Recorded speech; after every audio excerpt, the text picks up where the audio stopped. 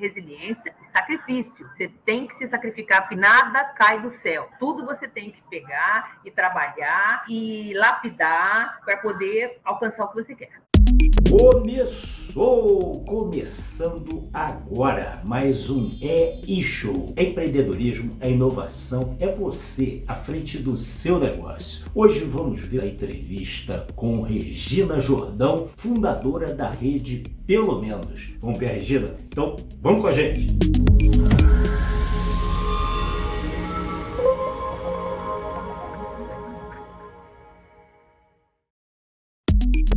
Estamos aqui com Regina Jordão, grande empreendedora. Regina, seja muito bem-vinda, Regina. Obrigada, Flávio. Um prazer estar aqui com você, podendo falar um pouco da minha história, relembrar tudo que já passei. É sempre bom, a gente valoriza mais por tudo que já passou, né? E é um prazer enorme estar aqui. Bacana, muito bem-vinda. Então, nós vamos começar lá do início. Regininha, né? Criança, jovem. Eu queria saber, já havia indícios, né, de que você seria empreendedora? Ou seja, tinha alguma coisa que já mostrava essa força empreendedora dentro de você? Eu sempre tive um sonho e eu acho que os sonhos se realizam sempre que você pensa e que você reforça e que você busca por ele. Então eles se realizam. O meu sonho era, eu um dia vou ter o meu nome estampado em algum local onde eu serei reconhecida. Eu sempre pensava nisso. Eu vou estudar alguma coisa em que eu me torne alguém e que eu não seja mais um.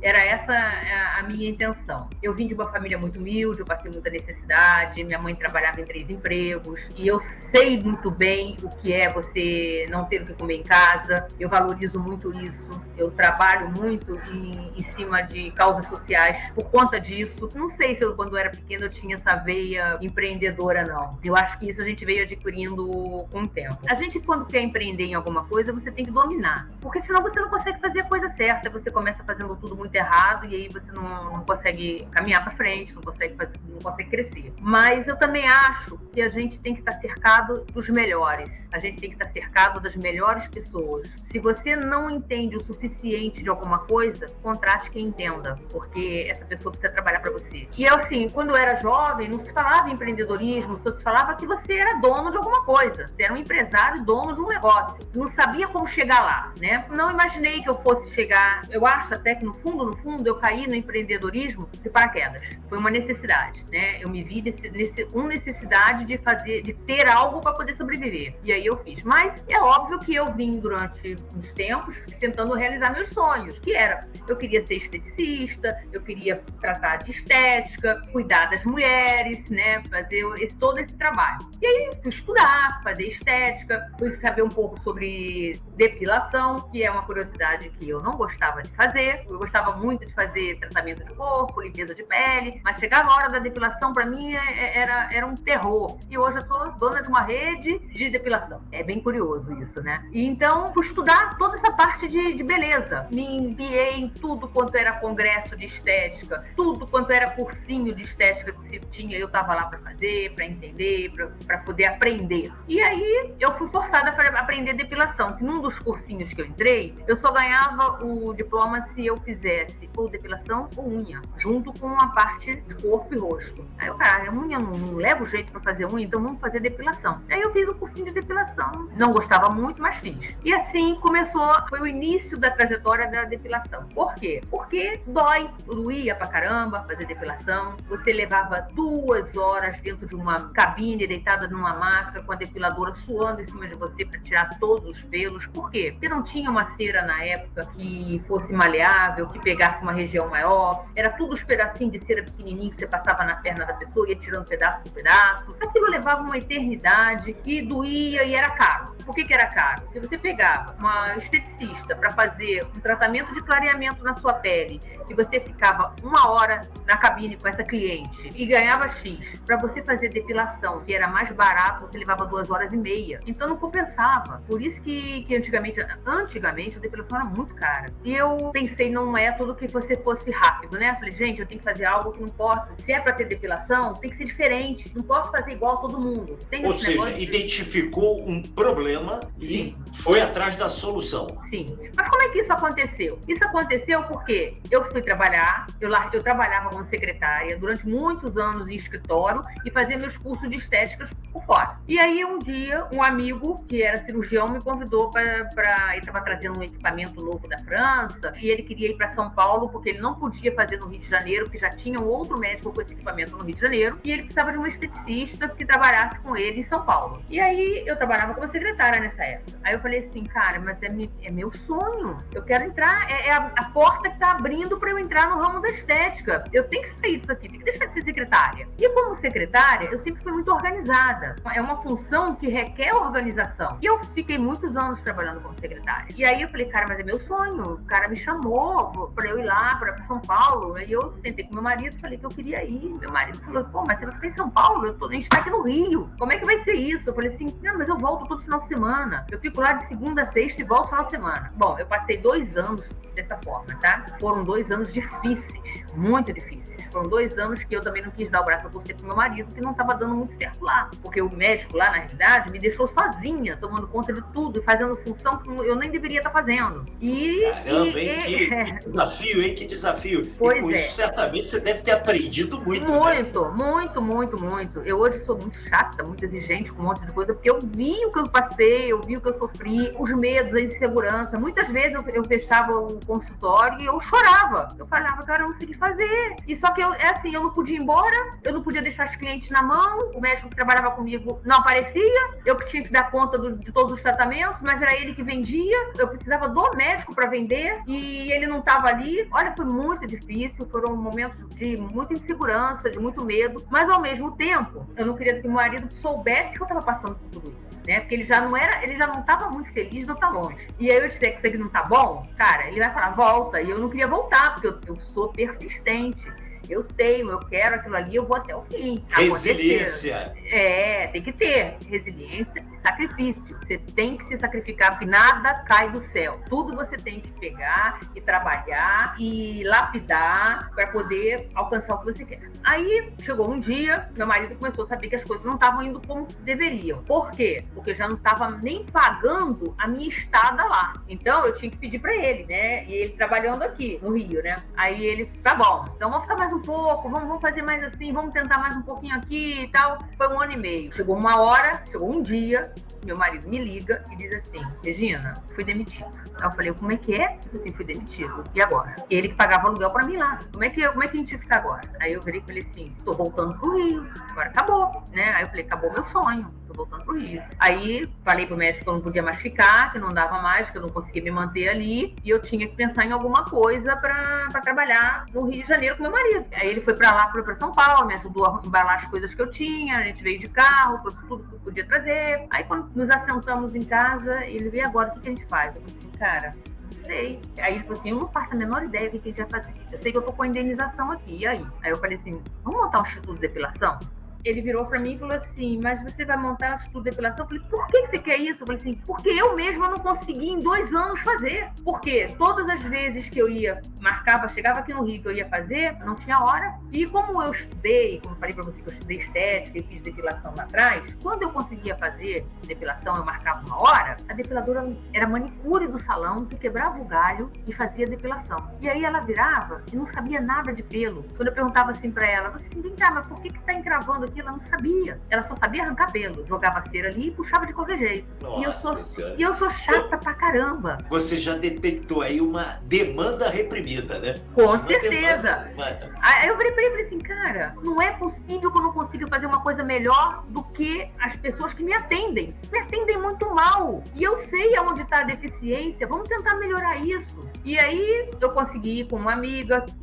Eu vou ter que voltar um tiquinho, porque nessas minhas viagens de 2 anos, um pouco antes, eu viajei para os Estados Unidos com meu marido de férias, que ele ganhou uma passagem do trabalho, a gente foi e tal. Ficamos 45 dias lá. E aí eu precisei me depilar lá. E lá eu conheci uma brasileira, uma cera maravilhosa que eu nunca tinha visto. E foi assim, a melhor sensação que eu tive na minha vida. Nossa, não doeu nada, foi rápido. Eu falei, minha filha, como é que é isso? Aí ela falou assim, te dou receita. Ela me deu receita. Mas não sei se era por questão de clima, não deu para usar muito aqui. Aí eu pedi para uma amiga, que era química, pedi para ela dar uma mexida. Eu falei assim, olha, sabe essa cera aqui? Você consegue melhorar ela? Não tem algo que a gente possa colocar para ela ficar um pouquinho mais macia, que ela possa esticar até mais um pouquinho para poder ser mais rápido? Porque o que demora no processo da depilação é você fazer pedacinho por pedacinho, e demora muito. Você tem que botar um pedacinho de cera, esperar aquela cera esfriar para puxar. Aí outro pedacinho, esfriar para puxar. Demora demais. Ela, vou fazendo. Então, nesses 2 anos que eu fiquei indo e vindo, ela fazia os testes dela lá e me mandava os potinhos. Testa essa cera aí, Regina. Aí lá ia eu, testava na minha filha. Desenvolvimento de produto. Vamos lá, tá bacana essa história. Aí eu ia lá, testava na minha filha. Não, ainda não é isso ainda. Tem que dar uma melhorada aqui. Olha, ela tá endurecendo rápido demais. Ela tem que demorar um pouquinho mais para endurecer. Bom, resumindo, ela conseguiu chegar à cera. Ela falou assim, tá aí, ó. Eu acho que é isso que você quer. Eu falei assim, eu acho, gostei, tá meio, a cera tá maravilhosa. Tá, mas eu tava trabalhando em São Paulo.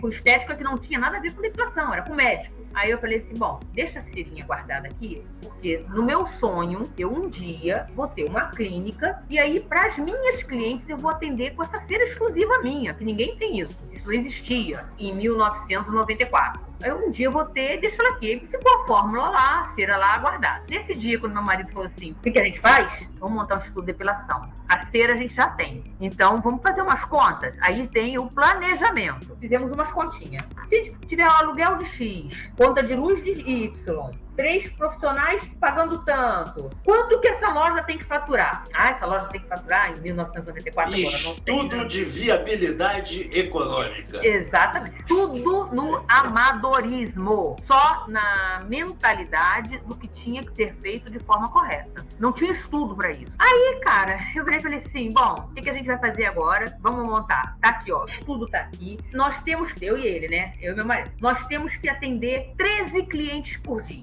Era a expectativa. 13 clientes por dia, numa média de atendimento de X, a gente consegue bancar toda a estrutura da lojinha, as funcionárias e a nossa vida. 13 por dia. Aí, legal, então vamos. Para economizar todo o valor que ele tinha da indenização dele, nós praticamente fizemos tudo dentro da loja. O local parecia uma casinha de boneca, mas tudo muito simples, mas tudo muito limpo e bonito. Aí, falei, vamos fazer assim. Aí eu passava a noite costurando, fazendo cortininha para botar nas cabines individuais, para fazer todas as cabines individuais. Ele ficava lá com o pedreiro ajudando a botar o piso, a levantar a elétrica, a fazer não sei o que, colocar os ventiladores nas cabines. E aí inauguramos. Saiu a primeira loja. Conta aí, como é que foi? Aí o primeiro erro, eu peguei um monte de depilador experiente. Escolhi até as mais velhas, porque eu achava também que botar gente mais velha ia ser legal, porque ia passar mais segurança para cliente, né? Escolhi umas depiladoras com bastante tempo de casa e fui ensinar para elas como se fazia a depilação com a minha cera, porque não bastava ter a minha cera, ela tinha uma forma diferente de aplicar. Então, como é que eu aplicava? Como é que eu aplico até hoje a cera na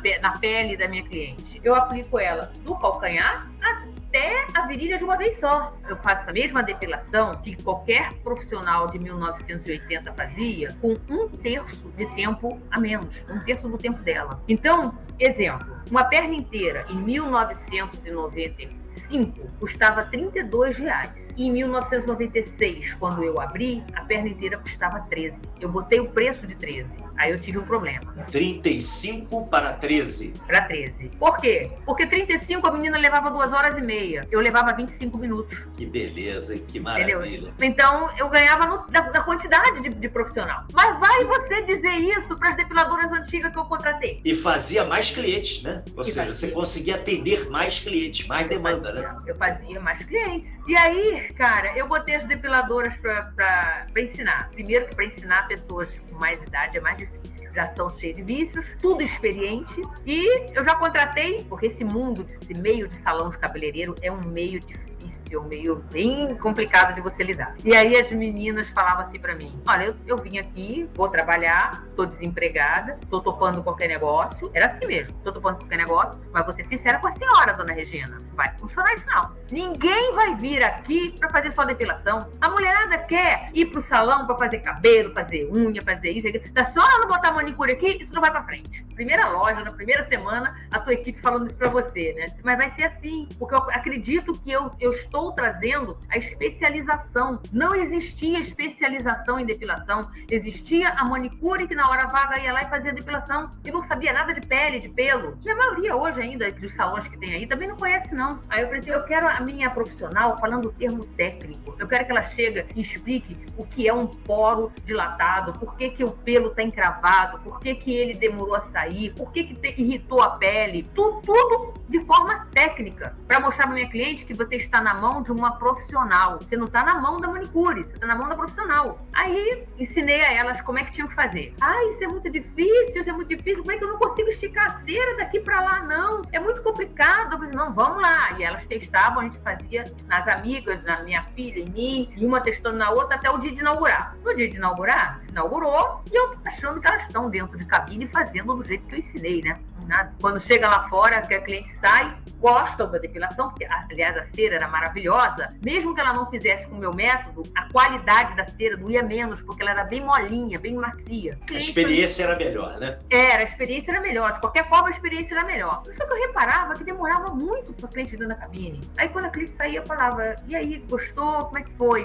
Gostei. Como é que a senhora achou a sensação de tirar a cera assim da perna inteira? Não, a menina fez com o dedo. Nunca tinha visto. Olha, enfiava o dedo dentro do caneco de cera e passava o dedo na pele da cliente. Aí eu dizia, meu Deus do céu, não é assim, não foi isso que eu ensinei. Aí, resumindo, tive que trocar toda a equipe de um dia pro outro, assim, com 20 dias de casa, tive que trocar todo mundo, botar gente começando do zero. Aí eu falei, agora eu quero ninguém com experiência, pra aprender todo mundo assim. Aí eu botei as meninas, você acredita que eu tenho meninas até hoje? Na minha turma de primeira loja de depilação, das 6 que eu tinha na época, eu tenho 4 até hoje. Que bacana, 26 anos de depilação comigo. Começaram a entender, fazer bem feito e tal. Isso. E inauguraram a segunda quando? Eu fui obrigada a inaugurar a segunda. Eu tinha fila na porta da primeira loja. E assim, era Rio de Janeiro, verão, épocas de carnaval, por exemplo. Eu tinha... Imagina, o carnaval devia ser uma fila enorme, né? Era uma fila. Olha, eu vou contar uma coisa que eu conto com o maior orgulho. As pessoas não acreditam. Eu falo assim, olha, eu tenho como provar que eu tenho isso registrado no nosso sistema. Eu tinha loja que faturava sexta-feira, véspera de carnaval, que atendia 504 mulheres na sexta-feira. Caramba! Você tem uma clínica com 504 mulheres. Eu tenho até hoje uma champanhe que meu marido brindou no final do expediente e escreveu lá, comemoração do recorde de 504 mulheres num dia, numa loja. Que beleza. Aí o pessoal já estava afinado, né? Aí já estava. Aí a menina, tudo muito rápido, o procedimento era muito rápido. Eu falo que a média do corpo inteiro é 25 minutos, mas eu tinha meninas que faziam 18, quase 15 minutos, dependendo da cliente, ela fazia o corpo inteiro de depilação. Então era assim, era o fluxo de cliente que entrava e saía. Naquela época, a gente não pensava muito na satisfação do atendimento. A gente queria o cliente satisfeito com o produto. Mas a gente não estava muito ligado na satisfação do cliente, não. Tanto é que nas minhas lojas não tinha um ar-condicionado, porque eu queria economizar. Não tinha nem cafezinho, quando alguém falava assim, bota uma máquina de café, pra quê? A cliente vai ficar aqui parada tomando café? Eu não quero cliente parado aqui, não. Eu quero que o cliente entre e saia. Aqui é assim, ó, entre e sai.